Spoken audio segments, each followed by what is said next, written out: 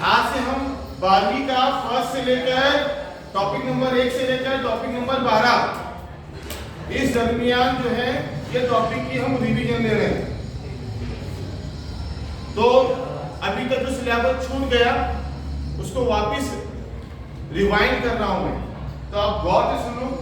Board के paper के लिहाज से बहुत इंपॉर्टेंट सवाल पहले टॉपिक से हैं। पहले टॉपिक से, टॉपिक का नाम क्या? पहले यूरोप में निशातुस सानिया, ये आपका पहला टॉपिक जिसके बारे में हम आज मालूमात हासिल कर रहे हैं, रिवीजन कर रहे हैं। अब रिवीजन क्या करना है हमको, टॉपिक में क्या पढ़ना है?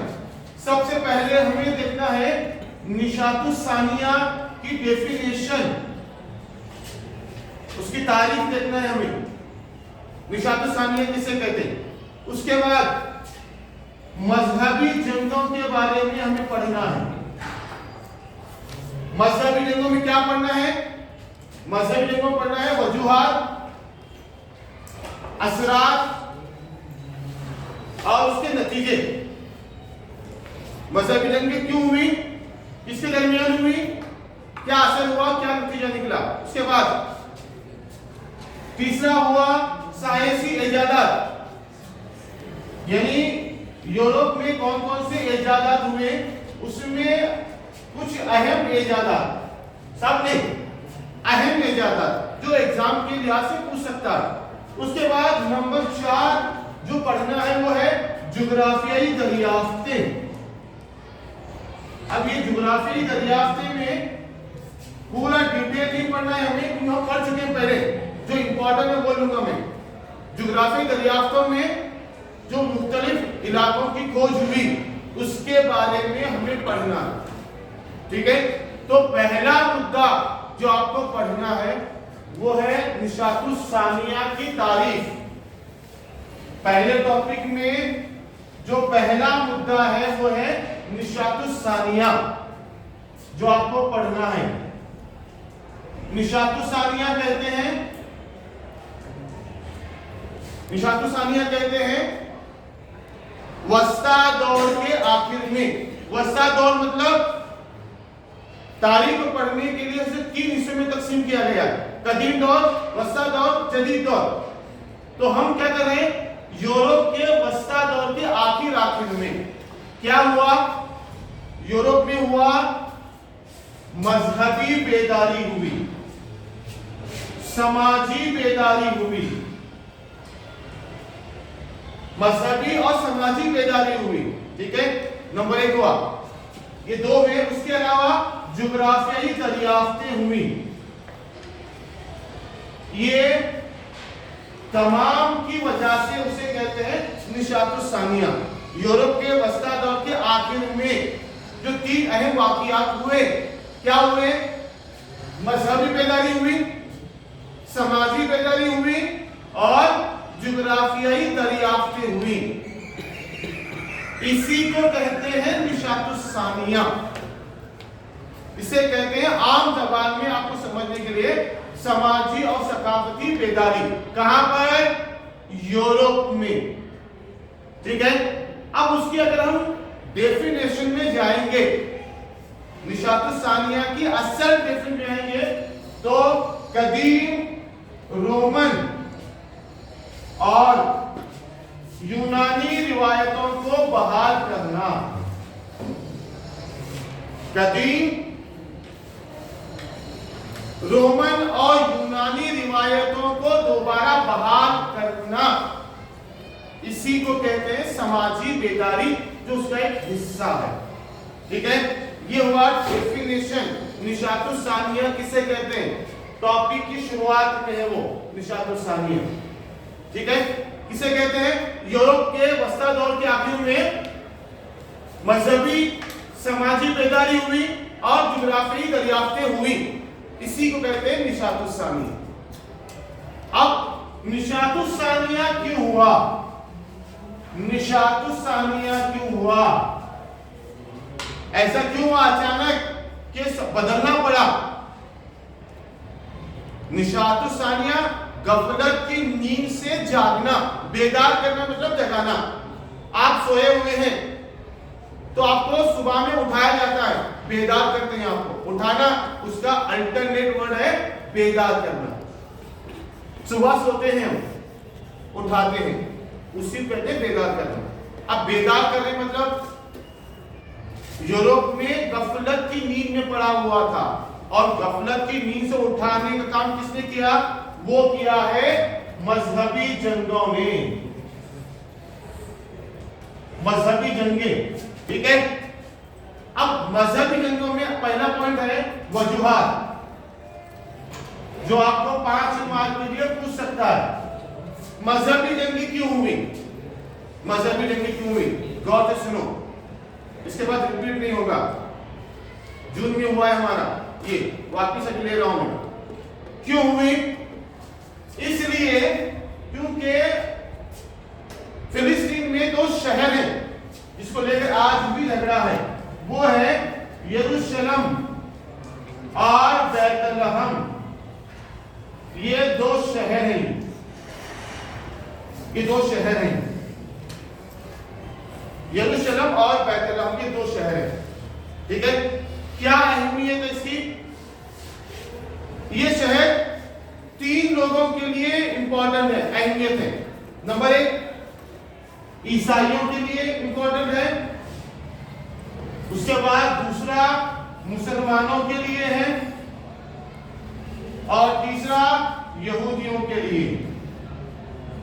ये तीनों के लिए मुकद्दस है और तीनों चाहते हैं, तीनों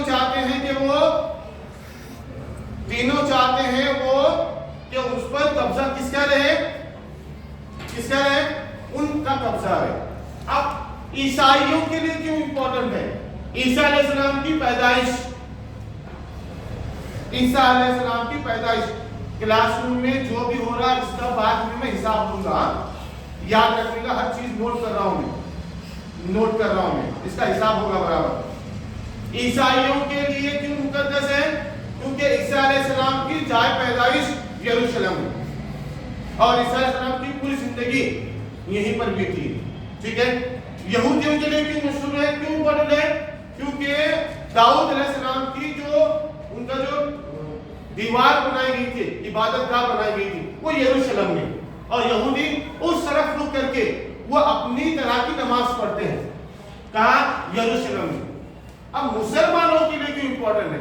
क्योंकि मुसलमानों का पहला किबला, अभी का किबला कौन सा है? खाने काबा, जो मक्का में है, जो स्क्वायर चौकोर रंग की जो इमारत है, ब्लैक रंग का पर्दा है, खाने काबा, मस्जिद हरम, वहां रुक करके हम नमाज पढ़ते हैं। करेक्ट? तो पहले क्या था, जब आप मदीना गए तो नमाज के दौरान अल्लाह की तरफ से हुक्म हुआ कि आप किबला चेंज करो। पहले क्या था? मस्जिद अक्सा के तरफ नमाज करके मुंह पढ़ते थे आप, वहां रुक करके। मस्जिद अक्सा कहाँ है? यरूशलेम में, इसीलिए यरूशलेम में है। और ये तीनों के लिए इंपॉर्टेंट है, ईसाई, मुसलमान और यहूदी, ये तीनों के लिए इंपॉर्टेंट है। मुसलमानों के लिए पहला किबला, ठीक है। ईसाई चाहते हैं इस पर उनका कब्जा हो, मुसलमान चाहते हैं उस पर उनका कब्जा हो। इसीलिए इस जगह को हासिल करने के लिए यूरोप में मजहबी जंगें हुई, जिसे दूसरे अल्फाज में सुलेबी जंगें भी कहते हैं। अगर आपको सवाल पूछा सुलेबी जंगों के बारे में, तो सुलेबी जंगे और मजहबी जंगे एक ही हैं, ईसाइयों मुसलमानों के दरमियान में। ईसाई चाहते हैं उनका कब्जा रहे, मुसलमान चाहते हैं उनका कब्जा रहे, तो इनके दरमियान जंग हुई, क्या कहलाती है? मजहबी जंग, सुलेबी जंग। ठीक है, ये वजह। बहुत बड़ी, बहुत ज्यादा जंगे हुई हैं, लेकिन 4 बड़ी जंगे हुई सुलेबी जंगी, 4 बड़ी जंगे, जिसमें पूरा यूरोप शामिल था। इंग्लैंड का बादशाह, जर्मनी का बादशाह, फ्रांस का बादशाह, आम जनता, आम रियाया, जेल से कैदियों को छोड़ा गया और बोला गया कि आप जंग में शामिल हो जाओ, आपके तमाम गुनाह माफ। पोप ने ऐलान कर दिया जो इस जंग में शामिल होगा उसके अगले गुनाह पिछले गुनाह सब माफ, छूट दी जाएगी। सब लोग शामिल हुए और उनके मुकाबले में पूरा यूरोप ईसाइयों की तरफ से और मुसलमानों की तरफ से सलाहुद्दीन अय्यूबी ये लड़े। और उन जंगों में, मजहबी जंगों में किसकी जीत हुई? मुसलमानों की जीत हुई। ये नतीजा निकला, मुसलमान यरूशलेम और बैतलहम पर काबिज हो गए हमेशा के लिए। एक बहुत बड़ा सदमा पहुंचा पूरे यूरोप को। जंग हारे, जब जंग हारने के उन्होंने वजूहात देखे, क्यों हारे हम जंग, क्यों हारे, तो देखा आपस में इत्तेहाद की कमी, सही क़यादत नहीं मिली। इतनी बड़ी फौज आई, उसको सही गाइडेंस नहीं मिला, सब लोग मिलकर नहीं लड़े। जंग कैसी लड़नी है आम लोगों को मालूम नहीं रहता, सिपाहियों की ट्रेनिंग होती है, आम लोगों को मालूम नहीं रहता। तो जंगी हिकमत अमली की कमी थी, इस वजह से ईसाई ये जंग हार गए। पूरा यूरोप मजहबी जंग हार गया मुसलमानों के साथ। ये एक बहुत बड़ा सदमा था, बहुत बड़ी हार थी। अब उसका असर क्या हुआ? असर ये हुआ कि मुसलमानों के साथ ताल्लुकात आए। यूरोप साइंस से बहुत दूर था, जंगी हिकमत अमली से बहुत दूर था।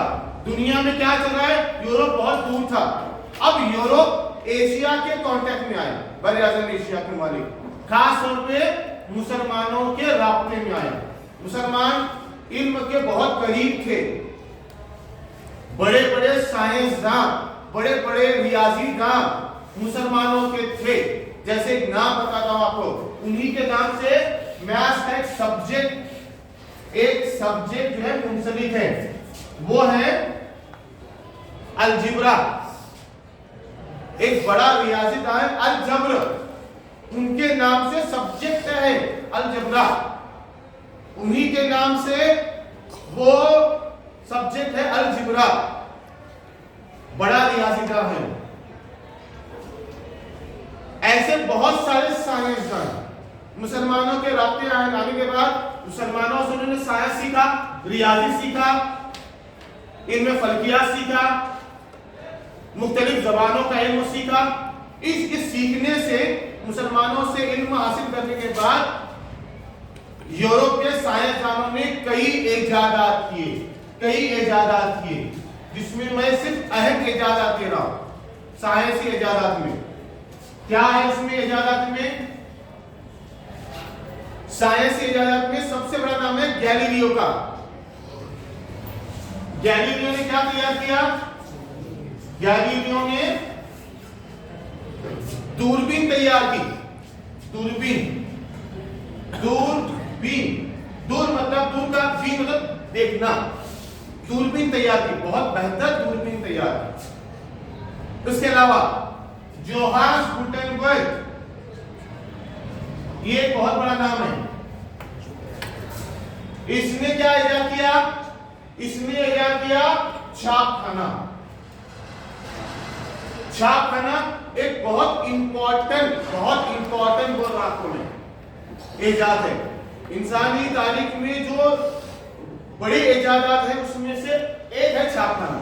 अब मैं इसका जिक्र भी कर रहा हूं। छापखाने की वजह से यूरोप में और दुनिया में इल्म व अदब को बढ़ावा मिला। कैसे? छापखाने की वजह से किताबें छपना आसान हुई।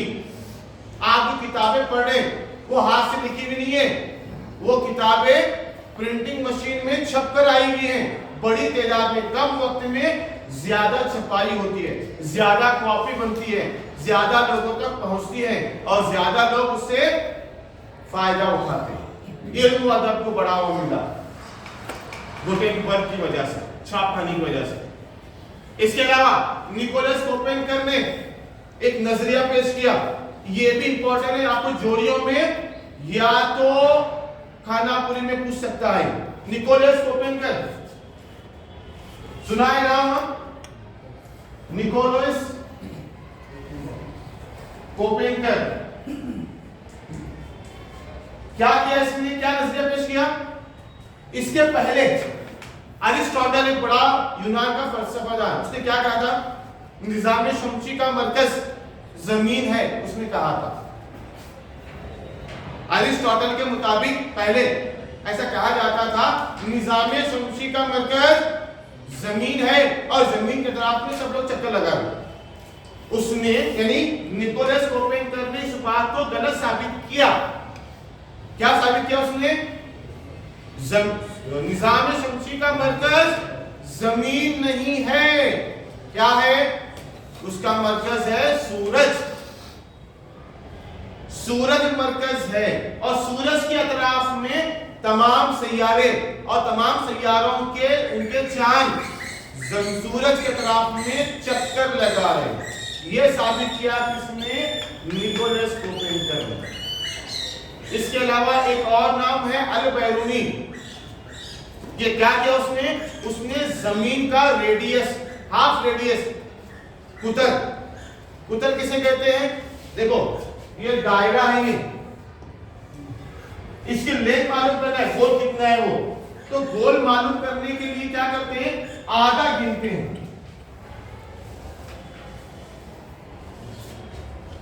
हाफ नापते। तो उसने एक जगह बैठकर जमीन का कुतर नापा, जो एक्यूरेट नहीं, लेकिन जब बाद में 20वीं सदी में जमीन को नापा गया तो तकरीबन करेक्ट था उसका। जब कोई मशीन नहीं थी, कुछ नहीं था, तब उसने गिना था अल-बैरूनी ने। तो कितना होशियार था वो, कितने हमारे लोग होशियार थे पढ़ाई में, कितने साइंसदान हमारे होशियार थे, इस बात का अंदाजा लगाओ। एक जगह बैठकर जमीन का निस्फ कुतर गिना अल-बैरूनी ने। ये अल-बैरूनी करामत है तब। और हम इनके बारे में नहीं जानते, हम जानते हैं अल्बर्ट आइंस्टाइन के बारे में और दूसरे साइंटिस्टों के बारे में जानते, गैलीलियो के बारे में। ये हमारे लोग इतना बड़ा काम हुआ, किसी को मालूम नहीं। ठीक है, ये साइंस के ज्यादा ऐसे बहुत सारी भी हैं, लेकिन मैं आपके पेपर के लिहाज से जो सबसे इंपॉर्टेंट है मैं वो ले रहा हूं। ठीक है, इसके बाद आगे बढ़े। अगला मुद्दा है आपका, वो है जुग्राफियाई दरियाफ्तें। जुग्राफियाई दरियाफ्तें आपको मालूम होना चाहिए, इससे पहले हो चुका है। जुग्राफियाई दरियाफ्तें,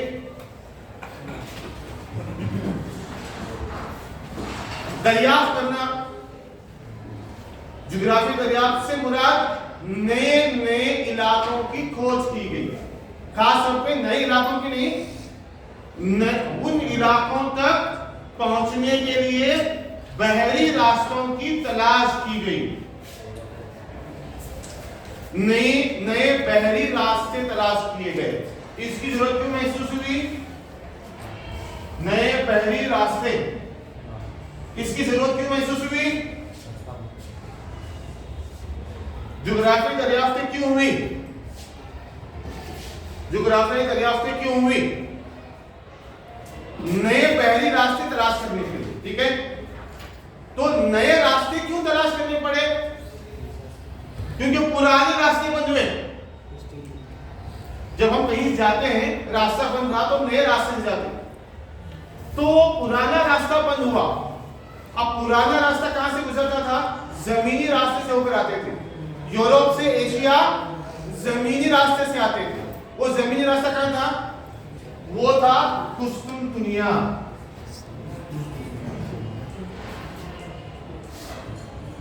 कुस्तुनतुनिया से होकर जमीनी रास्ते से गुजरते थे। ये जमीनी रास्ता था, कुस्तुनतुनिया से होकर गुजरते थे। क्या इंपॉर्टेंट है इसकी?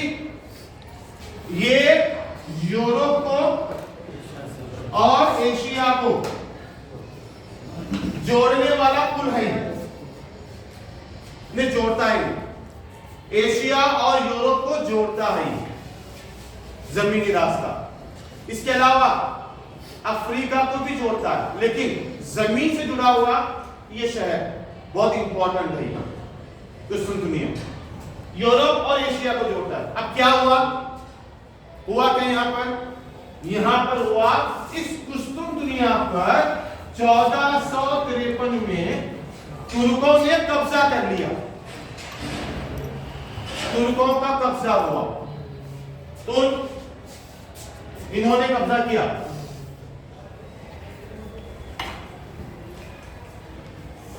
तुर्कों कब्जा हुआ, जमीन रास्ता बंद, ये बंद हुआ, तुर्कों ने आना जाना बंद कर दिया।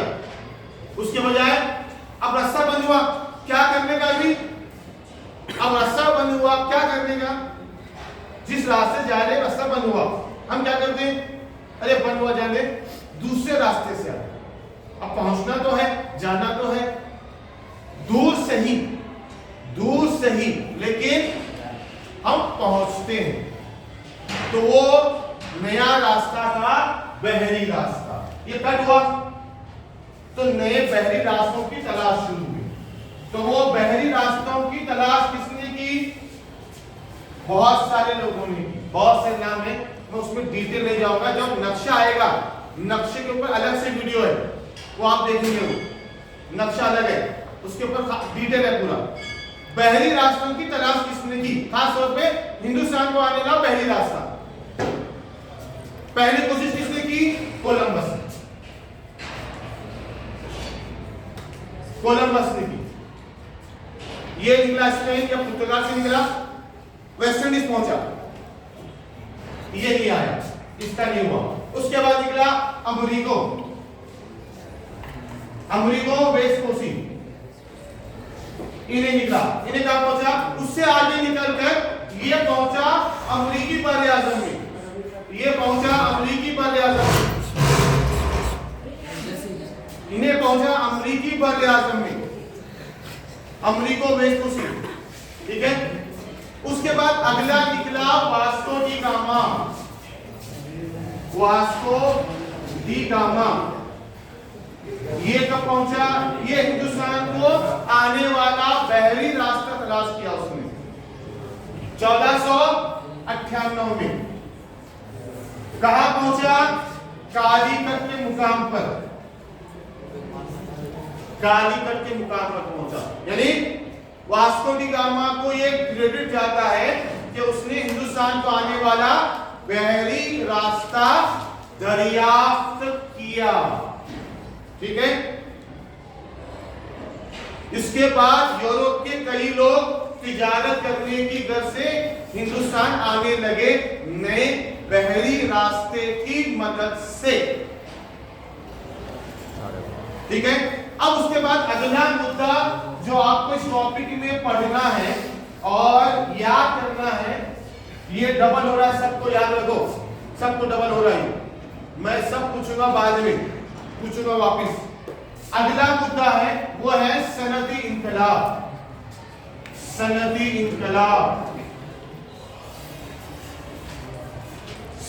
इनकलाब किसे कहते? सनती इनकलाब किसे कहते? डेफिनेशन याद रखो। दस्तकारी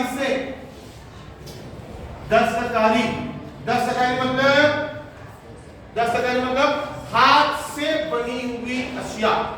दस्त मतलब हाथ, दस्तकारी से मशीनी पैदावार की तरफ मायल होना। दस्तकारी से मशीनी पैदावार को क्या कहते हैं? सनती इनकलाब कहते हैं, ठीक है। याद रखने का सवाल ऐसे पूछेगा आपको, सनत इनकलाब से क्या मुराद है, तो यहां लिखने आना चाहिए। दस्तकारी से, हाथ से बनी हुई चीजों से मशीनी पैदावार की तरफ, ठीक है। सबसे पहला सनत इनकलाब कहां हुआ? सबसे पहले हुआ इंग्लिस्तान में। किस सनत में हुआ? सूती कपड़े की सनत में हुआ। सूती कपड़े की सनत में हुआ इंग्लिस्तान में, सूती कपड़े, कॉटन कपड़े की इसमें हुआ। ऐसे आहिस्ता आहिस्ता करते पूरे यूरोप में। अब ये इनकलाब क्यों हुआ? क्योंकि साइंसदानों ने नई नई मशीनें इजाद की। कपड़ा बनाने वाली मशीन ईजाद की, इसलिए इंग्लिस्तान में वहां का मौसम भी साजगार था, आब हवा माकूल थी, इसलिए वहां पर हुआ। इंग्लिस्तान में होने की वजह सूती कपड़े में वहां की आब हवा और मौसम सूती कपड़े की सनत के लिए काफी फायदेमंद था, इसलिए इंग्लिस्तान में सबसे पहले सूती कपड़े की सनत में सनदी इंकलाब हुआ। ठीक है, ये एक अहम मुद्दा याद रखना है, किताब में वापस जाकर आप पढ़ेंगे। इसी सनदी इंकलाब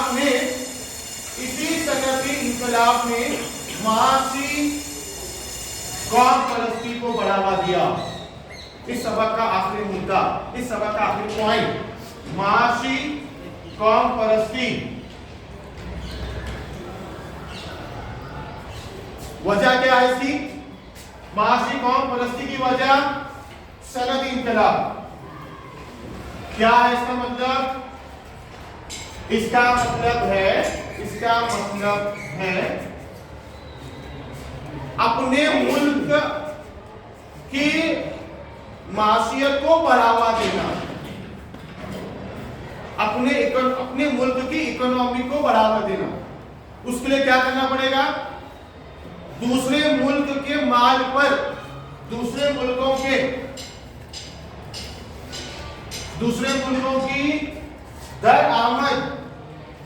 बरामद और दरामद तिजारत पर पाबंदी लगानी पड़ेगी,